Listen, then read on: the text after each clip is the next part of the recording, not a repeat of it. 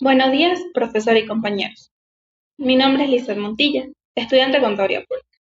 En cumplimiento con la actividad del tema 7 de la Cátedra de Legislación Fiscal y correspondiente a mi terminal de cédula número 2, asumo el análisis de la Ley de Impuestos sobre la Renta.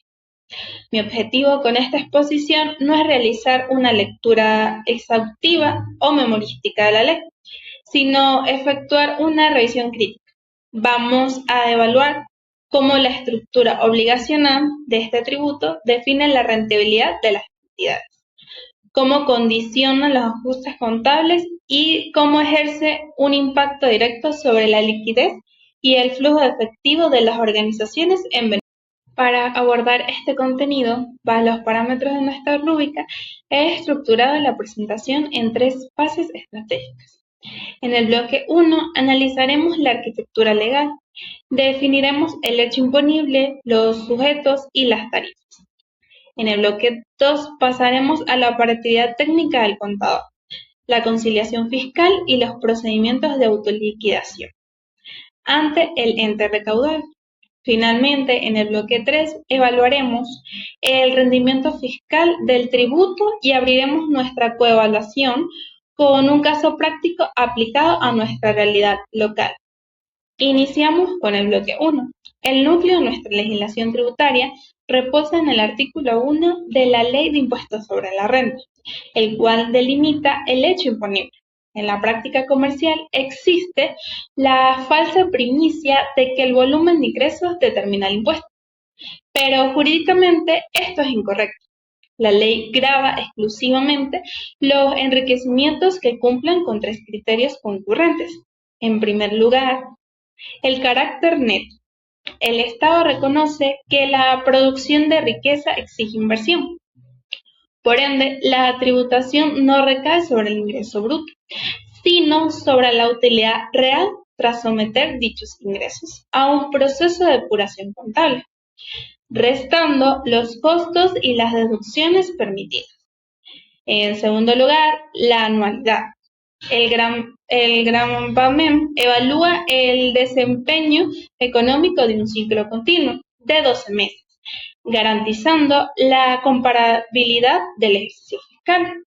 Y por último, el criterio de disponibilidad. A nivel financiero, esto representa un riesgo enorme si no se aplica o planifica. La norma establece que el enriquecimiento está disponible en el momento en que se realiza la operación. ¿Esto qué significa? Que si una organización factura una venta a crédito al cierre de su ejercicio, fiscalmente ese ingreso ya es gravable, independientemente que no haya ingresado el flujo efectivo a sus cuentas bancarias. Esto exige del contador una gerencia de tesorería sumamente. Respecto a los sujetos de la obligación, el sujeto activo es el Estado venezolano administrado a través del SENIAC. Como sujetos pasivos figuramos las personas naturales y jurídicas. Ahora bien, la jurisdicción venezolana se rige por el principio de la renta mundial. Operativamente, esto obliga a todo residente fiscal o empresa domiciliada en el país a declarar su patrimonio de forma global. El sujeto pasivo debe tributar tanto por los enriquecimientos territoriales obtenidos dentro de la nación como los rendimientos extraterritoriales generados en el extranjero. Aunque la normativa contempla mecanismos técnicos como el crédito fiscal por impuestos pagados en el exterior para mitigar la doble tributación, el alcance del ente recaudador es absoluto sobre el patrimonio del contribuyente. Para cuantificar la obligación, la ley se fundamenta en el principio de progresividad tributaria. La carga impositiva debe ser proporcional a la capacidad económica. Este principio se materializa en el sistema de tarifas. La tarifa 1 es el carácter progresivo por tramos para las personas naturales. Sin embargo, nuestro enfoque como asesores corporativos radica en la tarifa 2, aplicable a las sociedades mercantiles. Esta tarifa contempla una banda del 15% al 34% sobre el enriquecimiento neto. No obstante, al realizar el análisis financiero en el contexto inflacionario actual y el valor de la unidad tributaria, la base de cálculo se satura rápidamente.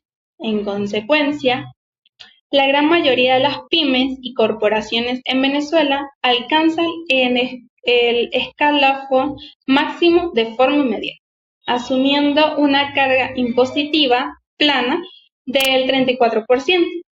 La tarifa 3, de carácter proporcional, aplica exclusivamente a las industrias de hidrocarburos y Connex. Esta diapositiva ilustra nuestra verdadera metodología de trabajo. La determinación tributaria de un proceso de depuración sistémica. Iniciamos tomando los ingresos brutos globales y deduciendo los costos de venta o producción. Este primer diferencial nos arroja la renta bruta. El segundo nivel de depuración es el más complejo.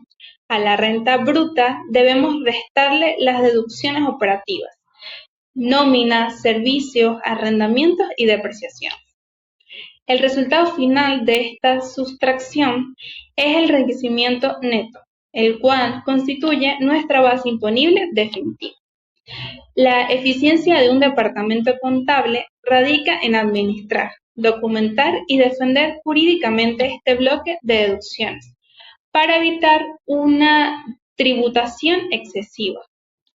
Profundizando en las deducciones, encontramos el mayor foco de riesgo fiscal para las organizaciones. El artículo 27 de la ley condiciona la deducibilidad a que el gasto sea estrictamente normal y necesario para la producción de la renta. Sin embargo, la verdadera barrera es de carácter formal.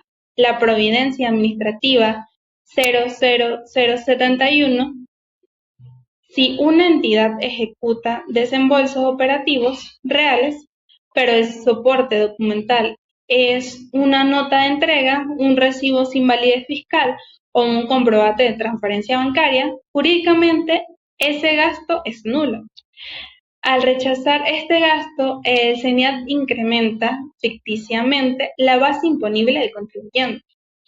La empresa termina liquidando un 34% de impuestos sobre un capital que financieramente ya no posee.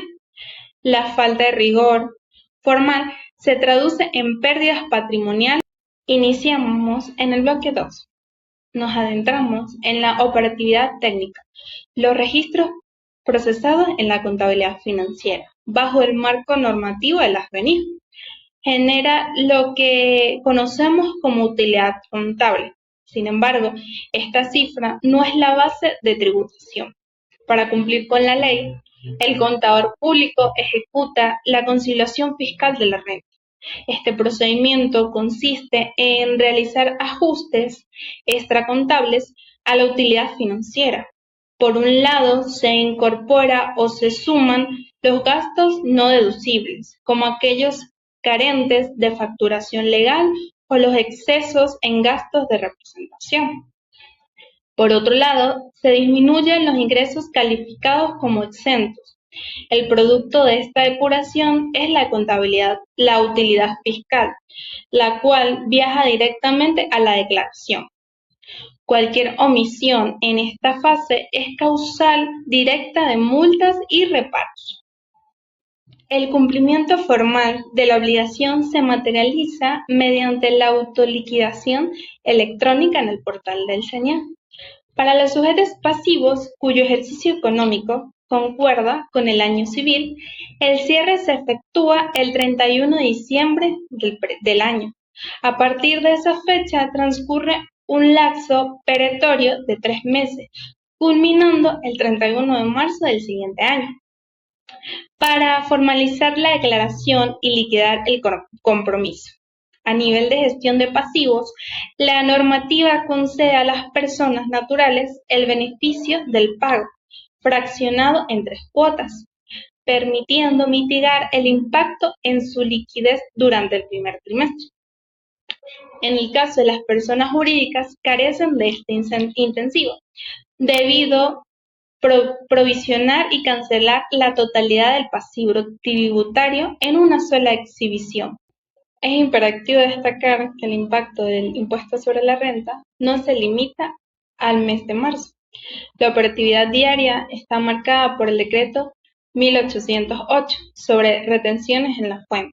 El Estado, para garantizar su financiamiento continuo, emplea un mecanismo de recaudación anticipada. Cada vez que la entidad factura un servicio, su cliente actúa como agente de retención, descontando un porcentaje del pago para integrarlo al fisco. Es indudable que estos comprobantes constituyen un crédito fiscal aplicable al cierre del ejercicio, pero finalmente representan un drenaje constante de liquidez. La gerencia contable requiere de una proyección precisa de esas retenciones para evitar un déficit en el flujo de caja operativo que comprometa el capital de trabajo de la organización. Ingresando a nuestro bloque 3, evaluamos el rendimiento y la pertinencia del tributo. La justificación técnica y ética del impuesto sobre la renta radica en su naturaleza equitativa. A diferencia de los tributos indirectos, este impuesto recae efectivamente sobre la capacidad contributiva real del sujeto, promoviendo la justicia fiscal. En la macroeconomía actual, el impuesto sobre la renta representa el ingreso no petrolero de mayor relevancia para el presupuesto de la República. El cumplimiento de esta obligación es lo que permite el sostenimiento del gasto público nacional, el desarrollo de la infraestructura y fundamentalmente el financiamiento de nuestro sistema de educación superior, incluyendo a nuestra universidad. Para dar apertura a la fase de coevaluación auténtica, he estructurado un planteamiento analítico basado en el entorno comercial de nuestro estado Mérida. Analicemos un establecimiento de comida rápida, posicionado en el mercado, especializado en la venta de hamburguesas y comida rápida. Durante su último ejercicio económico, la entidad registró un volumen de ventas históricas, reflejando un crecimiento exponencial en sus cuentas bancarias. El problema operativo surge cuando la gerencia, en un intento por minimizar costos directos, adquiere la totalidad de sus inventarios, carnes, empaques, vegetales, a través de proveedores informales. Al llegar el cierre fiscal, el balance arroja altos ingresos, pero el departamento contable se enfrenta a una carencia absoluta de facturas fiscales que cumplan con las providencias vigentes del CENIAT. Este escenario nos deja frente a un debate técnico que requiere de nuestro criterio analítico como futuros profesionales. Las interrogantes que propongo para este foro son, desde la perspectiva jurídica y contable, ¿cuál será el impacto cuantitativo de esta informalidad documental sobre la determinación de su enriquecimiento neto y la autoliquidación final del tributo? A nivel de consultoría gerencial, ¿qué controles internos, administrativos y operativos se deben implementar con carácter de urgencia en esta pyme para salvaguardar su liquidez y evitar la asfixia financiera en el próximo ejercicio financiero?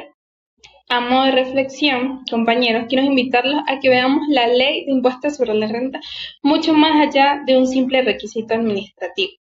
El impuesto sobre la renta es, en la práctica, el termómetro exacto de la salud financiera y gerencial de las organizaciones venezolanas. Como analizamos hoy, la informalidad sale excesivamente cara. Un negocio que no exige facturas y que no formaliza sus procesos, no solo se engaña a sí mismo inflando sus ganancias, sino que termina pagando el costo de su propia desorganización a través de una base imponible y real. Nuestro verdadero rol como futuros contadores públicos no es llenar planillas mecánicamente en el portal del CENIAT. Nuestro rol es ser estrategas financieros, Debemos aplicar una planificación fiscal impecable y ética que proteja la estructura de costos de nuestros clientes. Si logramos que las pymes y las grandes empresas trabajen desde la formalidad, blindamos su liquidez, garantizamos su permanencia en el mercado venezolano y al mismo tiempo cumplimos con nuestra responsabilidad social de aportar lo justo para el sostenimiento del país. Ahora sí, agradezco de antemano el rigor de sus aportes y comentarios en el espacio del foro para nuestro caso práctico, los cuales sin duda enriquecerán nuestra formación profesional. Profesor Fran, compañeros, muchísimas gracias por su atención y receptividad durante estos minutos. Que tengan todos un excelente día.